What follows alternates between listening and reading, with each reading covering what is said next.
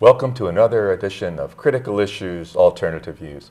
I'm Ron Kramer from the Department of Sociology at Western, and I'll be our host for this afternoon's program. With me is my ideological sidekick, Don Cooney. Don's a professor in the School of Social Work at Western Michigan also, and he moonlights as a Kalamazoo City Commissioner. Yeah. And we have two very special guests with us this time around. I'd like to introduce first Cybelle Shattuck.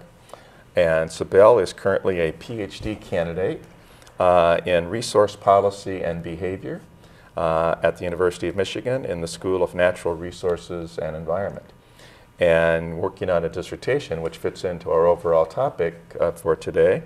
Her dissertation is titled Sustainability Initiatives at the Community Level, the Role of Faith-Based Organizations. So you'll see how that ties in today with our program. We also have, as a guest, the Reverend John Boley, who is the senior pastor at the First United Methodist Church here in Kalamazoo, down on Bronson Park. And the clergy around the park sort of gather together and discuss issues occasionally. And as Reverend Boley's going to explain in a few minutes, the program that we're going to talk about sprang from some of those discussions. That's right. Now, the program that we're talking about is titled Hope for Creation, Faith and Action. And it's going to be a series of presentations about climate change and how people of faith might take meaningful action here in Kalamazoo. So, Cybelle, let me turn to you and just kind of give us a broad overview of the program and what's going to be happening in March. When most people talk about climate change, they just say, this is so overwhelming, I don't know where to start. Mm-hmm. And people have been in a state of paralysis, really, in relation to it for a while now. But more and more people are coming out of that and saying, okay, this is a problem and we're human beings, we're a problem-solving creature. We want to do something about this. How do we get started? And that motivation, you also see that in the faith community where people are saying, we want to take action. And as people of faith, we feel a moral responsibility to take action. Let's do this in our community. Let's start talking about what's possible here. So, partly because we had the Bill McKibben presentation in the fall, there's a lot of energy in our community right now. The faith community has stepped up and said, you know, we want to look at this issue in relation to our faith, and they've made this the focus of Lent for March this year. And we're putting together a series of Monday night presentations, which are not theologically based, but rather are about what are some of the things people in faith communities are already doing. How might that inspire us, and what do we need to know about how climate change is going to affect us here in Michigan? Not just the grand picture of what happens to polar bears or sea level rise on the salty coast, which is a little different from the Great Lakes, but what's going to happen here in our area. So we've set this up with a series where we're really looking more at the local costs of climate change, how it affects us here, and what we can do about it, what we can start, how we can start making a difference and preparing for some of the changes that are coming to us. So the emphasis is going to be on the doing part yes, as well. Yes, so, in fact, yeah. we have 3 presentations that are providing background and inspiration, and then the 4th day is really meant to be a collective response where the people who've been attending those presentations start brainstorming and saying, you know, how do we then start making a difference right here in our community? Translate things into action. Into action, faith into action. Yeah. John, I know that the Bronson Park clergy get together and talk about issues, and I know that you've been talking about the issue of climate change a little bit. Our Western Working Group on Climate Change had a session with you all a while back and had a very nice dialogue going that day. So can you give us a little bit more of the history of how this whole series came about, growing out of your discussions with the other clergy members? Sure, I'd be happy to. First, let me say that with respect to this program, this is not going to be a debate about whether climate change is happening. This starts with the understanding that climate change is a fact. It's there. We're not going to debate about that. We're going to go from that fact on.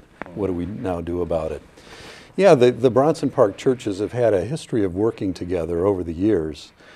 Clergy come and clergy go, so there have been kind of some ups and downs in all of that. But a handful of years ago, there was a joint effort to do some real in-depth study about environmental justice. And there was quite a bit of energy around that.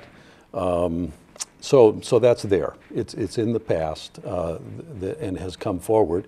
The Bronson Park clergy do get together and talk about any number of things. We share common interests around the park and basically a similar faith perspective, so we resonate with each other quite well.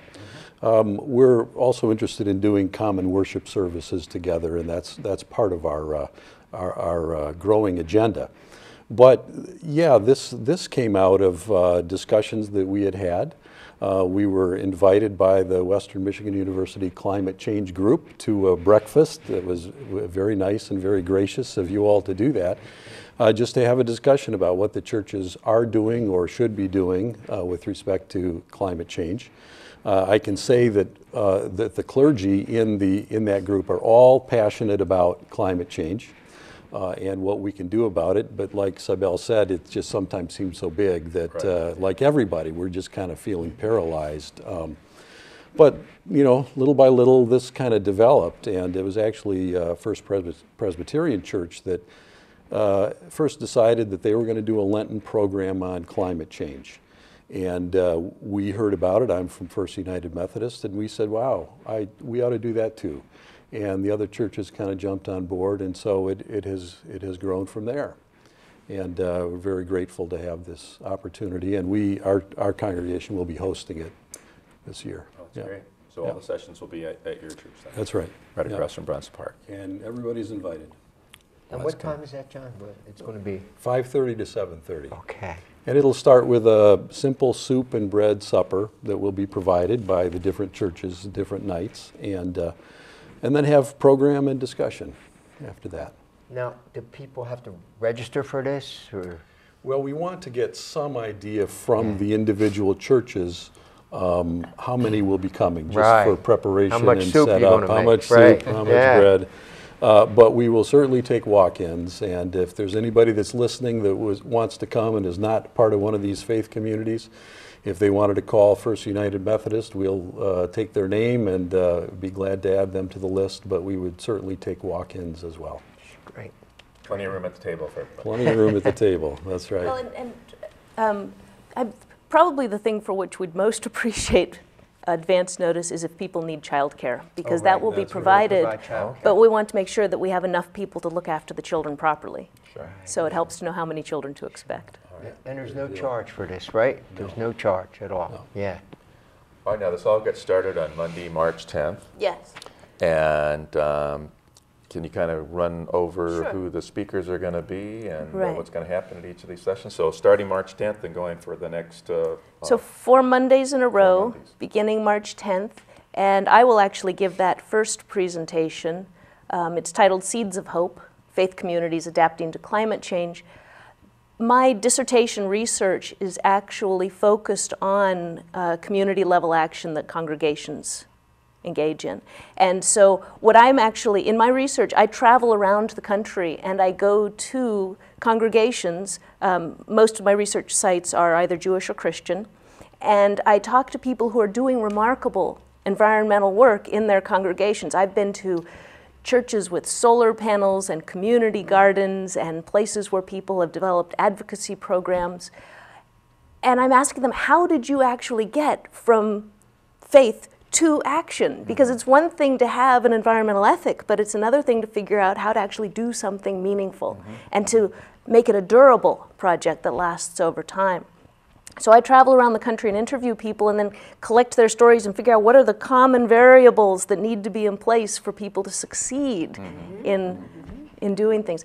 And so I'll be telling some of those stories and drawing some of the lessons from those stories. Stories are, of course, the traditional means by which to spread religion and ideas. And, right. So that's kind of setting the tone that faith communities are taking action, and we can take inspiration from what's happening elsewhere. And then the following 2 weeks, we'll be looking at some of the contextual issues. So on March 17th, Ahmed Hassan from Kalamazoo College is a professor of economics, And he will be talking about the economic debate about the costs of climate change and some of the policy issues around what it costs to take action now or in the future. He's going to explore the idea of a precautionary principle, whereby you decide that even if you don't have perfect information and there are some uncertainties about the outcomes that we're up against, it's probably wise to start preparing now while it's less expensive than to wait until we have to react to disasters. So he's going to explore those economic issues. And then the third week, Phil Robertson from the Kellogg Biological Station, he does research on agriculture. And he's going to be talking about some of the ways that climate change may affect agriculture, which is, of course, the second largest part of the economy here in the state of Michigan. But he's also going to look at, okay, we know what some of the effects are liable to be. How do we start planning for those? And he's also going to stress that there are things that we can do in our agricultural practices that actually can help mitigate climate change, not only with help with adaptation, but also mitigation, reducing the effects. So there's a lot of positive stuff in there to think about that we can plan for. And then the fourth week is really a brainstorming session in which we're hoping that people who've participated and attended the previous 3 weeks will come back together and say, okay, I've got ideas about what we can do here, or this was the topic that was most interesting to me. This is the area that I think we need to prioritize, and let's talk about how we can move forward. And that maybe this would then lead to working groups that would continue to focus on these issues. That would be great.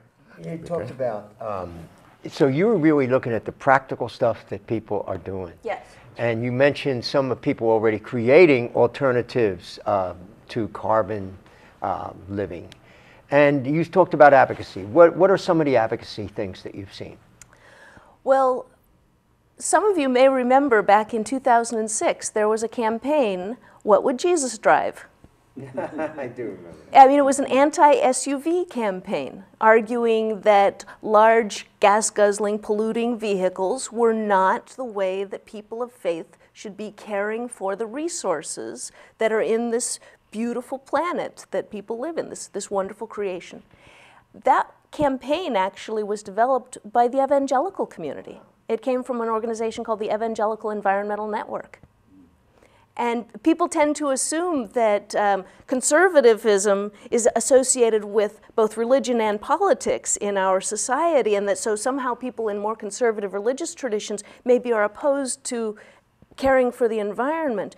But that's an overly simplistic way to look at things. Actually, conservative Christians run the gamut, and most of them do believe that God has given them stewardship over this planet and that he probably cares about how well they practice stewardship of this creation, that they will be held responsible for the state of the creation. So there's this strong stewardship movement in the evangelical community, and it led to that. And actually, back in the 90s, I don't know if you remember this, but there was a move to place restrictions on the Endangered Species Act because it was getting in the way of business, right? Well, there was a movement spearheaded by the Christian and Jewish communities called Operation Noah's Ark. And the argument was essentially that God went to all of this effort to preserve all of these species that he created. Maybe he doesn't want us to be endangering them and wiping them out. So that Christians and Jews have a moral responsibility to protect all of the species. Yeah. Very good, very good. John, I know that you wanted to talk a little bit about the theology behind this whole group of presentations and sort of the biblical principles that are motivating participation on the part of the clergy here. So you want to address that a little bit? Sure. Yeah, I'd be happy to. The focus of the program is the practical application of faith and how we change our lives because of this reality of climate change. So it's not going to be I'd say a theologically driven or theologically presented program. Anybody can come, all faiths are welcome, all faiths will be affirmed. This is not a moment of evangelism, say, for First United Methodist Church or anybody else. Even non-believers are welcome. Yeah, that's right. That's right. Even non-believers are welcome. But the other side to that is that this is the Bronson Park churches that are putting this together, and we all come out of the church, and so we do come out of that faith perspective. Why would churches get together to do this? What is it about our faith that calls us to action? So at the programs, we'll have just little tidbits of maybe some theological perspective, but not a whole lot. But I can say what drives me in terms of theological perspectives, and I think that probably applies to the other clergy and many, many people who will be sitting in the room. And it's based on biblical faith and how people of faith are basically people of hope and action. The particular concepts that I think are really, really important for us to understand and talk about. Actually, there are several, but I'll just do one at a time, and we can move on from there. The first is the whole understanding of the blessing of creation. Genesis chapter 1, gives us the liturgy and the teaching of creation in 7 days, and what we understand is that God loves God's creation, and that because God loves God's creation, it's a gift. And we have to respect that gift and honor that gift. And it's all been a blessing. And this sort of theology of blessing has been understood in the Judeo-Christian tradition as not only something that we receive, but something we care for and pass on. In other words, to take it to the next step, we are blessed to be a blessing to others as well. In fact, the charge to Abraham and the patriarchs was, you will be a light unto the other nations and be an example to the other nations. So with this blessing comes a responsibility for the betterment of all of creation and certainly of humankind. So that goes right back to the basics. That's who we are, as we received a blessing, and part of that blessing is a responsibility and a joy and an obligation to help everyone, help all of creation. And there's really no doubt, at least in my mind and many others, that our whole climate change phenomena really places a challenge to us in terms of how have we received this blessing, and what do we now do in that we are to be a blessing to others as well. Back to Genesis, the sixth day, humanity is created, and God gives human beings dominion over creation. Dominion. That's a really important word in biblical theology. And it's affirmed in Psalm 8 and I think in other places that God has given dominion of creation to human beings. Okay, so what does dominion mean? It strikes me you can go in different ways. Dominion could mean, all right, it's yours, do with it what you want. And if you want to abuse and misuse and stuff, no problem, you're in charge, it's for you. Another way to look at it, which I think is a better way, is that when the biblical writers were writing, their understanding of dominion was that it was related to royal responsibility, the responsibility of a leader for that leader's people and everything under the sphere of influence of that leader. So that leads to what Cybelle has already said, the concept of stewardship. Dominion leads to stewardship. And so our stewardship understanding, not only in terms of our giving of our tithes and offerings, our giving of our service to community groups or whatever, but our giving in general is based in stewardship. It's based in this gift that we have received, that we have dominion over, but dominion carries with it that responsibility to care, to make sure it's there for everybody, to make sure that creation is cared for properly in the garden, if you will. So those are just a couple of biblical concepts that I think drive us of faith orientation.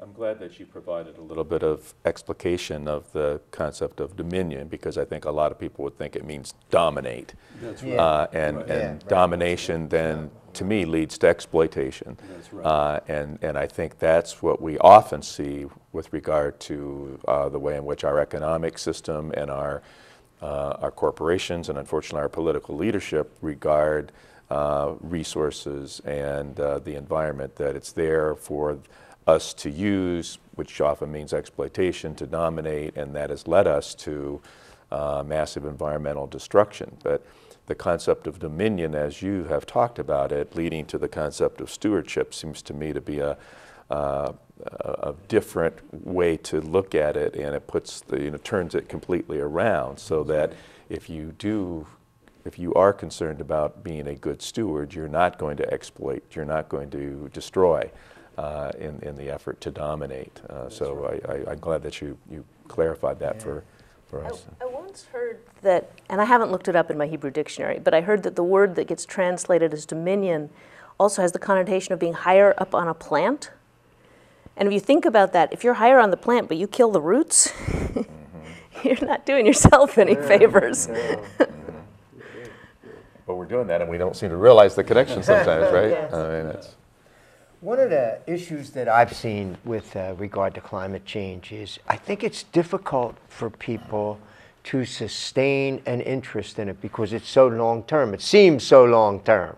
Even though we see effects of it now, people can kind of put that aside.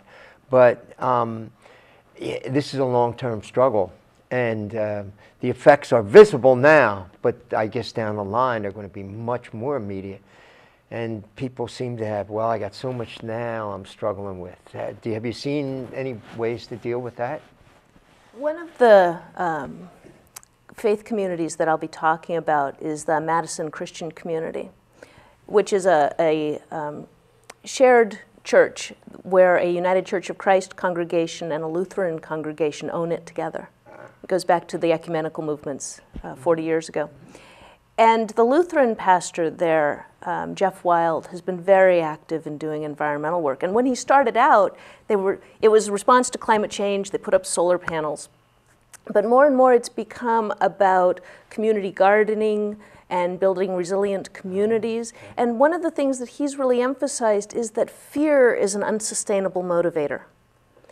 And he instead has really shifted to an emphasis on sustainability and building community and connecting to justice and those positive goals, and that those help motivate a more sustained and durable action. Fear wears people out. Yeah, yeah. Very good. Yeah. that whole concept of transition, Rob Hopkins' work, the transition communities and such, I think fits in very well there. I think that's a good example of what he's talking about also, yes.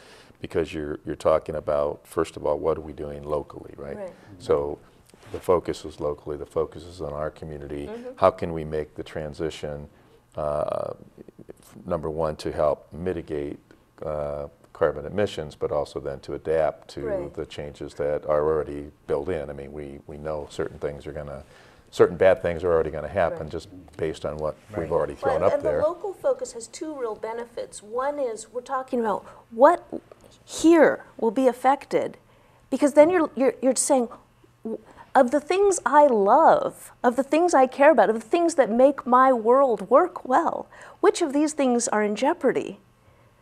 There's real motivation to protect those things. The river you love, the creek you love, the nature center you love, the garden you love, the children you love. The motivation is to protect what you love, but then also because it's local, it's too much work to reinvent the wheel. We want to say, well, what do we have in this community that already exists that we can work with to strengthen it for this? What are actions that are already happening here that maybe haven't incorporated climate change into the way they're doing things, or that already are good for helping to mitigate and adapt to climate change, but we haven't thought about them that way, and can we make them stronger so we build a more resilient community? Assets-based development. Yes. What assets do we have that we already have out there we could just enhance? Yeah, I like that a lot. Very good. The old bumper sticker from the 60s, I think. Think globally, act locally, right? Yeah. And that's a perfect Right. illustration with It global warming. We have to think globally, but we also then have to act And you locally. think about it, we want the politicians to be able to act. They need to have a large enough constituent base that they feel safe acting, right? Politicians are cowards just like anyone else. They're not going out on a limb. Not you, Don. Present company excluded. Right. You're always out on a limb and sawing it off behind you, probably. Exactly. But in order for that to happen, we need enough local actions that there's this sort of cumulative base out there that then provides the courage for the next level up. That's right. That's right. Well, I know that in this community, there's a divestment campaign at Western, and there's a divestment campaign at K College, and I think it's about 100 universities in the country that now have some kind of a divestment campaign trying to get their university to not put any more money into investing in coal and oil companies, and over the next 5 years to take their money out of there. Have you come into contact with any of these divestment campaigns at all? Or? There are two denominations that have started to take up this issue seriously. The United Church of Christ has actually, at its denominational level, which means for the organizing body for all of the UCC churches in the country, has recommended that the denomination should divest.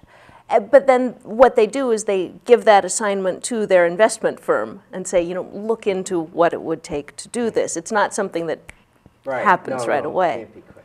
And then that then means that all of the different churches who belong to that denomination have essentially been asked to consider whether they can do this as well. At this point, so the UCC made that decision last summer, and at this point, 2 churches in the country have actually decided to divest and have started doing that. But it's, you know, it's a difficult thing. That's the endowment fund. Yeah. That they rely on those investments to feed the poor and keep the church roof from leaking and run their programs and pay their ministers. So it isn't something that can just be jumped into lightly. Right. It's a process. The Unitarian Universalist Association has also taken this up as an issue of concern. And actually their website is a very good one for looking at a discussion back and forth, pros and cons. Because Unitarians, they're an organization that acknowledges you will never have 100% consensus of all of the members of any congregation, let alone the entire denomination. And so it's never possible in the Unitarian Universalist Association to mandate something. There must always be an openness to dialogue and a discussion that usually goes on for several years, and then at the community level, people have to have their own discussions. And I think part of the hope is not necessarily that everybody is going to divest, so much as that by making this a topic of discussion, that they're raising awareness, that they're transforming communities, that they're changing the way people are thinking about what is possible. That's exactly right. I think with the divestment campaigns, there's certainly the broader moral responsibility issue. That's what, John, you were talking about earlier. I think there's this broad notion of moral responsibility, but we have to also look at the practical side of it, and there's financial responsibility as well. And that's where I think a lot of the work that's being done by investment firms is helpful, because what they're demonstrating, I think the evidence is really mounting that it is financially responsible to divest, that returns on investments are going to be better if you shift those investments to other more sustainable kinds of funds, that there's a real danger that investment in fossil fuel companies will become stranded assets eventually, because it's clear that something's going to have to be done, and that much of the oil and gas and coal that they already have on the books that they're planning to extract and burn is going to have to remain in the ground if we're going to do anything to halt global warming to 2 degrees Celsius, which is sort of the internationally accepted standard that we have to hold it to, and even bad things happen at that level, right? So if we really do get things going, and that fuels remain in the ground, they become stranded assets, and it's going to tremendously weaken the value, the financial value. So if you're, I mean, I think one of the arguments we want to make to John Dunn and the Board of Trustees at Western is, look, this is the smart thing to do. This is the financially responsible thing to do. We're at great risk if we keep those investments in fossil fuel companies. We're at great risk of having them become stranded assets and creating economic damage for the university in the long run. So, you know, you always want to lead with the moral argument, I think, right? The moral responsibility, but you do have to address the practical side and the financial responsibility One of the things that fascinates me is when people talk about renewable resources and can we afford to put up solar panels or wind turbines, it's always, let's measure the return on investment. How many years until this pays for itself? What are we not including in our analysis of the return? Are we including health? I mean, are we including the reduction in particulate matter that causes asthma and other health concerns? We don't figure that into our calculations, right? Are we including the decentralization of the energy system so that we're no longer under the thumb of monopolies who then do harm in low-income neighborhoods with their oil refineries and being located next to the poor people who bear the cumulative burdens of the pollution that our society produces? I mean, there are these moral issues that should be part of our equation when we think about what is the return for that investment, but we only talk about the dollars. That's right. That's right. When we do the cost-benefit analysis, we don't include all the appropriate costs, and we leave out an awful lot of the benefits when we do the cost-benefit analysis. That tends to happen on a lot of issues. It's very hard to put a numerical benefit on justice. Right. Or on clean air, or on you know sustainable energy. So yeah, a lot gets left out in the more narrow economistic kind of perspective. So. But to be persuasive, it's got to be both, right? The moral and the practical put together, and then it becomes persuasive to people and pension boards and the like. Yeah. In the United Methodist Church, just briefly, we have, of course, the big money is in the pension board, and it has very strong standards for morally responsible investing. So the United Methodist Church does not invest in gun companies and tobacco companies and that kind of thing, even though these days so much of it is mixed together. It'll be interesting to see how this particular divestment issue plays out in the church. The church, of course, back in the South Africa time, jumped on that, of course, and we've debated at what's called our General Conference over divesting from Caterpillar because of its actions in Israel, Palestine, and so that we do have those mechanisms within the church to try to manage some of these investments. But as a basic threshold matter, the Board of Pensions has some very important and strict standards of investing to begin with. So, good, yeah. And we have filters in, all college professors have their pensions in TIAA CREF. And we have social filters there, but I don't think oil and coal and carbon is included in that. So that's the next battle we have to look at. I would guess it's the other way around, that these have typically been viewed as very good and important investments by the pension funds, and with the good return and the like, and certainly no moral issues involved there. So maybe times are changing. Definitely, yeah. That's a next. But I like the notion of talking about moral responsibility, and in doing so, I mean, certainly coming out of faith-based communities, religious organizations, that can be there. But I think even for non-believers and for those that aren't in a faith-based community, the broader concept of moral responsibility resonates.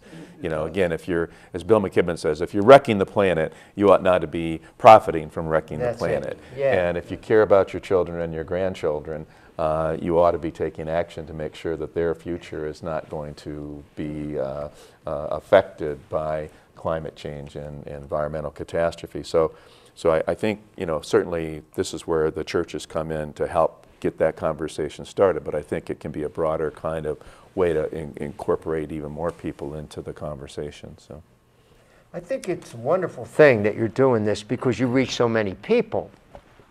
And one of the things that strikes me about this whole movement is the sense of urgency that we're losing. And if we don't act soon, we're going to lose big. And I don't think the majority of people get that, because the oil companies, the carbon companies have done a great job in telling people, you know, we're going to figure this out down the line. And so I think that you doing this series here can bring home to people the urgency of the situation and of acting now. That's really important to me. I think people do feel the urgency, but don't know what to do.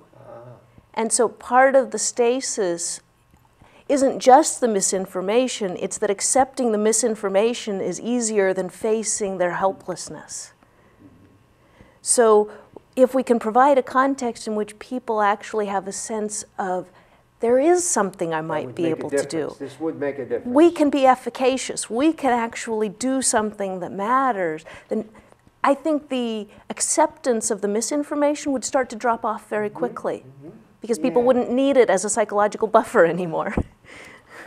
I think it's also easy for us middle-class Michiganders to see climate change as something out there in another place. That's I mean, in the area of poverty, you know, that's kind of out there. I mean, certainly we have poverty in our community, but in terms of the major impact of climate change in other continents and stuff, that's all out there.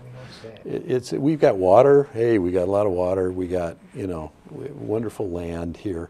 It's just harder to see those long-term consequences. Yeah, yeah. Whereas in California now, it's pretty visible, I think. Yeah. Right. Well, when we had the drought here in Michigan 2 years ago, it changed the number of people who believed in climate change.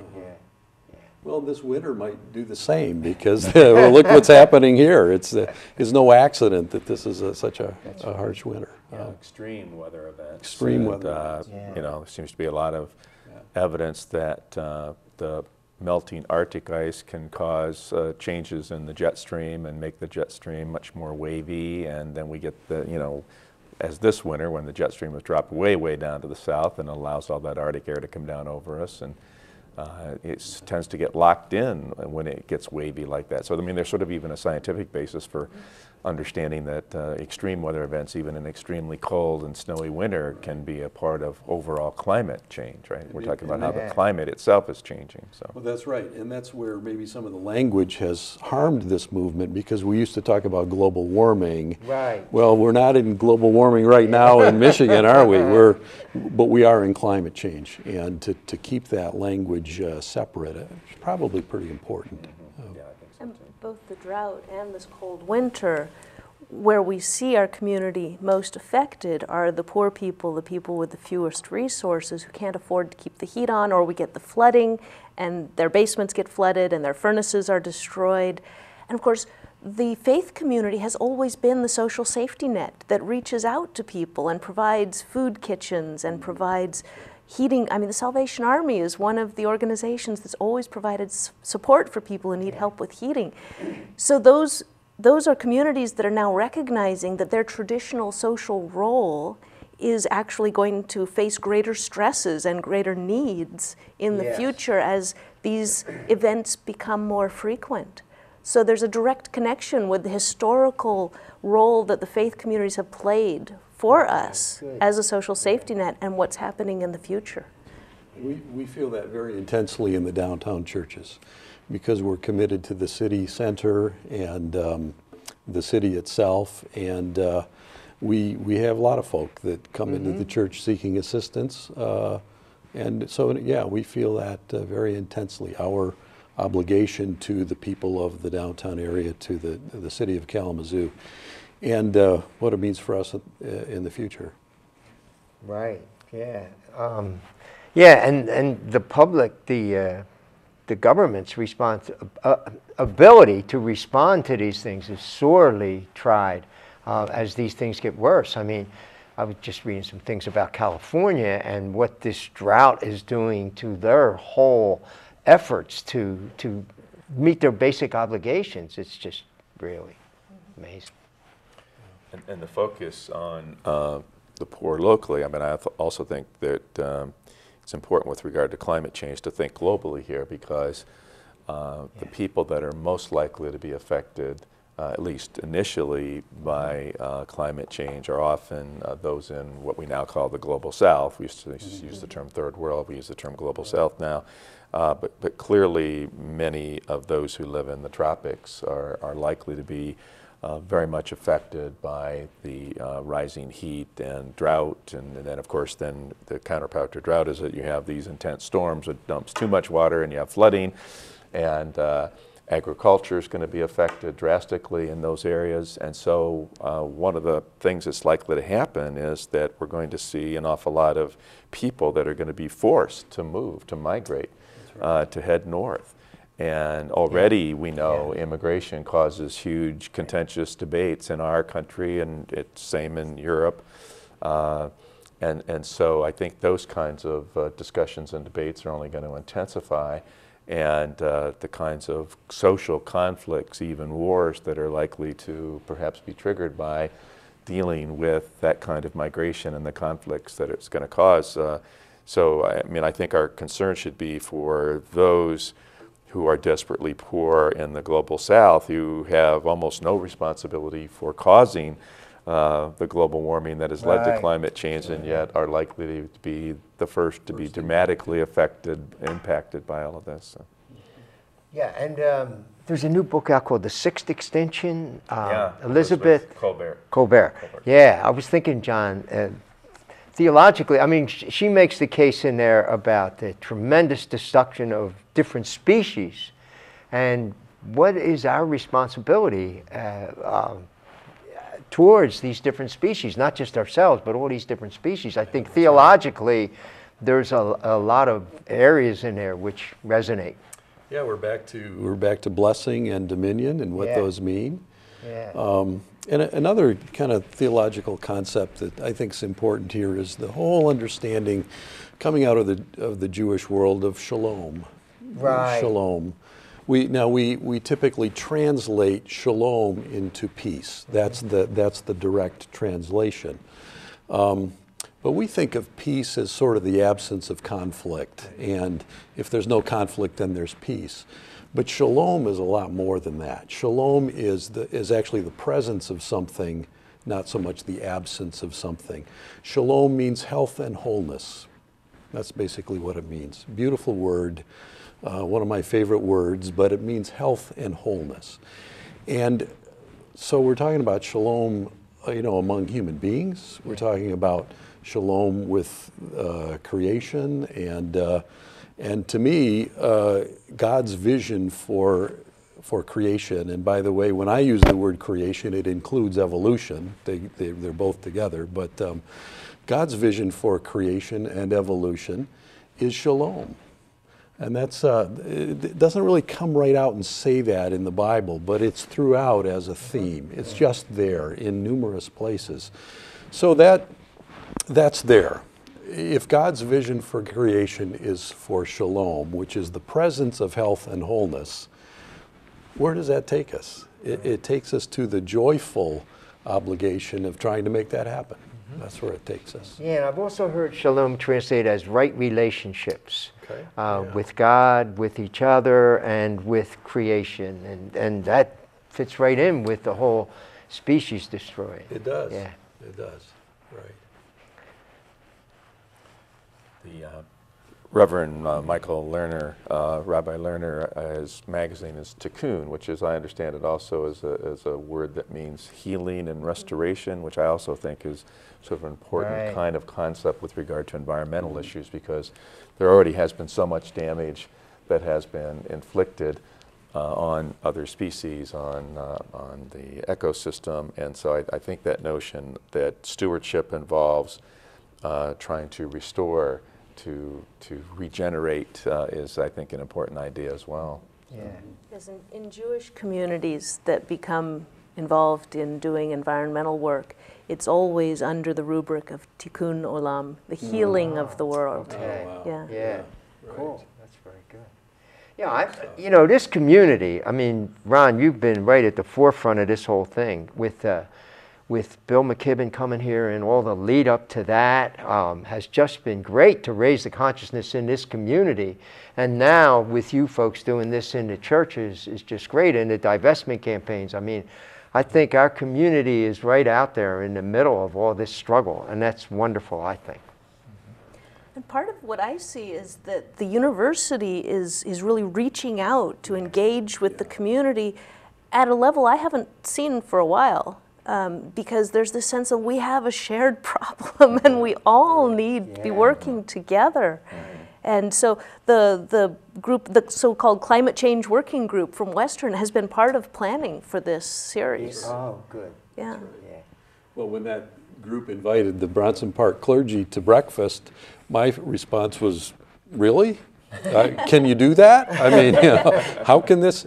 And it's been great. I mean, it was a terrific encounter that we had, and it spurred a lot of things. And yeah, we're all in this together. Yeah. Well, I want to give a shout out to my co-chairs on the Climate Change Working Group, Paul Clements in particular, who helped to set up that breakfast meeting that we had, and Dave Currow from Biological Sciences. And of course, we know Paul has also entered the political arena, running for Congress here in the 6th District. And certainly one of the primary motivations for Paul to undertake this candidacy was this issue of climate change, because he just felt that our federal government was not responding in the way that we needed to, and that perhaps our local congressman was an obstacle as chair of a key committee in Congress to doing anything productive about the issue. So it's part of his motivation for getting in there and running. I'd also like to mention Steve Burtman. Right. And Steve has been great. Been helping us organize this, and has really been a liaison between the community groups and the professors. Within our working group, Steve has been the one to most consistently bring up that linkage and to make that happen. So yeah, I'm glad that you mentioned Steve as well. I'm interested in some of your research also in terms of what other congregations are doing around the country, maybe particularly with the issue of climate change, but more broadly. So what are some of the things that you're finding that other communities are doing to address environmental concerns? Some of it, of course, depends on the local concerns. One church I visited that was quite interesting was a Trinity Presbyterian Church in East Brunswick, New Jersey. And they had never really thought about the environment, but a few years ago they were going through one of those periodic processes where a church is sort of updating their mission and thinking about what are their ministries. And at this particular time, the Presbyterian Church USA, their denomination, listed environment as one of the issues that maybe should be considered. They have a strong restoring creation movement in the Presbyterian Church. And so this working group was looking at this, and none of these people had ever been environmentalists. These were not your Sierra Club people. These were just working class folks in New Jersey. And their first response was, you know, we do poverty alleviation, we do food issues. Why would we be concerned about this? But the more they studied environmental issues, the more they became convinced that every other thing they had ever worked on as an element of social justice, food, housing, transportation, all of them were connected to the environment. Yeah. And finally, they decided, they had a unanimous vote that whatever they focused on, it had to include an environmental component, because you couldn't solve any of those other problems if you didn't address that, which was the underlying issue for them. So they did things like organizing toxic tours, where they would take a group from their community out. In New Jersey, nobody lives more than 10 miles from some toxic site. What's astonishing is it's really a beautiful state. It is the Garden State. You don't realize what's out there. But they organize these tours to take people around to see the legacy of their industrial history and all of the things that were out there that needed to be addressed, and the communities that were facing those because they lived much closer to them, and to think about what were some of the upcoming legislative issues where they could take action, put a little weight from their community into some advocacy and help to get places cleaned up. They developed a community garden, which was not just for the people in the church, but also people who lived in the condominiums on the land around the church, so that it was a true community garden. And they also started really integrating environment into the religious education curriculum, so that it would be part of the worldview for the children. And they have a space in their lobby that's set up so there's up-to-the-date information. Anybody coming in, it's like, here's an issue we want you to know about, something that's going on politically that we think that you might want to get involved with, or at least know about and explore and think about what your position should be. So they've become a voice to bring those issues into their church and make people more aware of them. Yeah. And that storm last year should have helped their cause quite a bit. Tremendous effect, yes. And I've also talked to people in communities where they started out with mission trips after Katrina, going down to New Orleans, and then after Sandy, that was kind of phase 2 of this sort of rebuilding and mission trips, and that has then become a large part of how they think about who gets affected by climate change and how large the effects could be. And so that's a continual motivator then. Yeah. So in New Jersey, there's an organization called Green Faith that's an interfaith advocacy organization that promotes environmental work in congregations. And it's a coalition of the Reformed Jewish community, Episcopalians, and Catholics. And they've actually figured out a way to help with the financing for solar panels. So they're helping churches and synagogues all over New Jersey and in some other states nearby to put up solar panels so they can start cutting their greenhouse gas emissions and decentralizing the power grid and really making a difference. And I've talked to ministers who tell me, you know, people drive by and they see the solar panels on our church. We're getting new members. It's a visual witness to our ministry and to our values. And people say, that's the kind of church I want to be part of. That's a church that's doing something that's relevant to my concerns. Do you get a sense that this is an increasing phenomena among congregations, that this has really picked up in the last It's picked 5, up. 10 years, something along those lines? Part of the reason it's picked up is we tend to forget this. You know, back in 1993, Rio Summit, everyone was excited. But we didn't have CFLs yet. We didn't have affordable solar panels yet. Right. We didn't have a lot of the things that we can now implement. So a lot of the technology and the resources that make it possible for people to take action have really become affordable and actionable only in the last 20 years. So one reason that action is increasing is because there's now more that people can do and it's easier to do things. They can swap out the old boilers when it's time and put in something that's Energy Star rated. They can do zonal heating and cooling systems, and they can use Puron instead of Freon because they can set up a zone and use a smaller unit. So there are all these new options out there that weren't there even just 20 years ago. Yeah, that makes a difference, yeah. So consciousness is rising, but at the same time, there are also more solutions that are available as you become more aware that you can utilize. So. Or what we say in my field is there's more procedural knowledge, more knowledge of how to go about doing things. Yeah.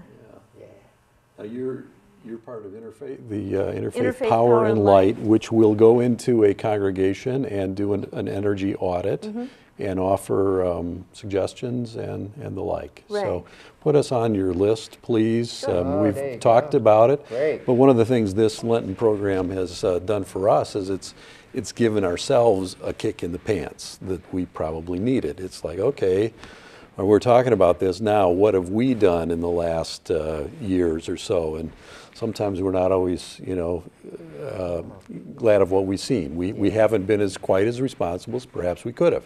So this is going to be very helpful for us in terms of, we've got a beautiful facility at First United Methodist Church, beautiful facility.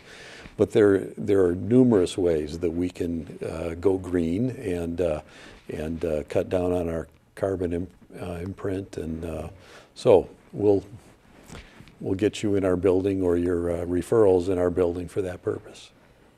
And these are all enormously important things. And what I look on too is this is building a mass movement, because really the answer's got to be national policy and international policy. And all these efforts to raise consciousness, to mobilize people, this is all so important for the national policies that we have to put in place. And the United States has to be such a leader because, of course, per capita, we're the worst in the world and causing so much of the damage. Think locally, act nationally. That's it. That's it. Well, part of the hope is what we've witnessed, how quickly public opinion can change. Yeah.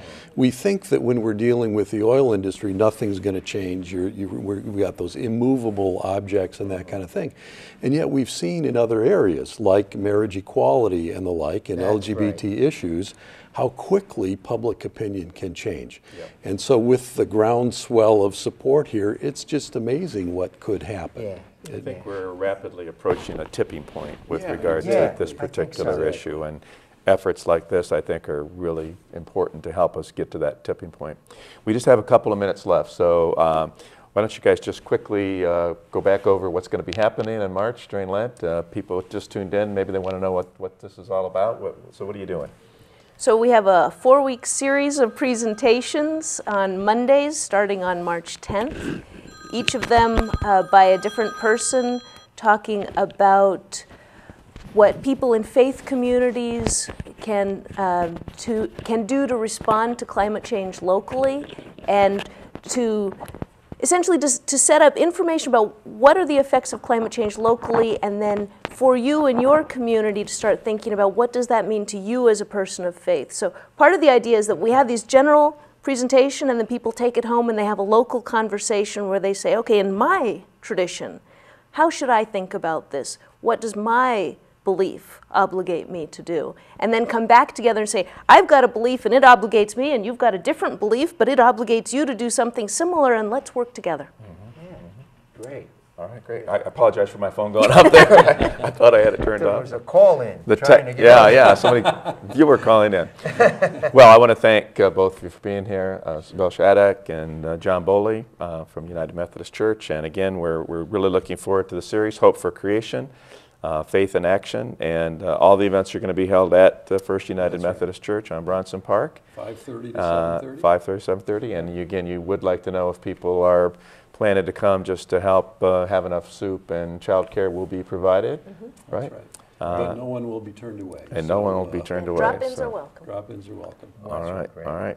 Sounds great. And Don, the divestment campaign continues at Western, Yes, right? yes. We're going to keep that up, and it'll merge straight in. Some Yeah. of our students will be there for this series. Great. We're seeing movement in all kinds of different areas on this critical issue. So, well, thank you for being on the program with us, and we'd like to thank our viewers for watching Critical Issues Alternative Views. We'll be back next time with another critical issue that we'll be talking about, and we hope you'll join us then. Thanks and good night.